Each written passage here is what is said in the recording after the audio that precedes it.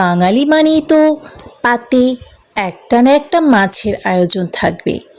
এবার মাছের ডিমগুলোকে কি করি?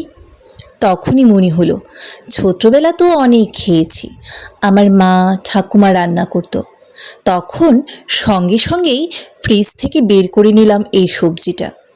আমাদের আগরতলার ভাষায় এটাকে আমরা বলি লচ্ছই, বরবটি বা শিম জাতীয় একটা সবজি। অঞ্চলভেদে এর নাম তো আলাদা থাকবেই। আপনাদের এলাকায় এই সবজিটাকে কি বলে আমাকে একটু কমেন্টে লিখবেন তো। আমি এই শিমগুলোকে কেটে ডিমগুলোকে ধুয়ে আগেই রেখেছিলাম, সঙ্গে পেঁয়াজ কুচি করে নিয়েছি ও মরিচগুলোকে মাঝখান থেকে চিড়ে নিয়েছি। এই তেলে আমি মাছ ভেজেছিলাম। তেলটা যাতে নষ্ট না হয় এই তেলেই পেঁয়াজ কুচি লঙ্কা দিয়ে 1 মিনিটের মতো ভেজে নিলাম এবং দিয়ে দিলাম লচ্ছই।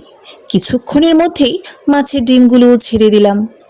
এবার নেড়ে চেড়ে খানিকক্ষণ হলুদ গুঁড়া, জিরে গুঁড়া, ধনে গুঁড়া ও লবণ দিয়ে নেড়ে চেড়ে ভাজা ভাজা করে নিলাম। খুব কম সময়েই এভাবে হয়ে যাবে মাছের ডিম ভাজা। ভাতের সাথে খেতেও কিন্তু অনেক স্বাদ। ওই যে আমি আগেই বলেছিলাম এটাকে আমরা লচ্ছই বলি। লচ্ছই দিয়ে মাছের ডিম ভাজা। আপনাদের ভাষায় এর নাম কি অবশ্যই কমেন্টে লিখবেন, তাহলে আমিও শিখতে পারবো। ধন্যবাদ সবাইকে।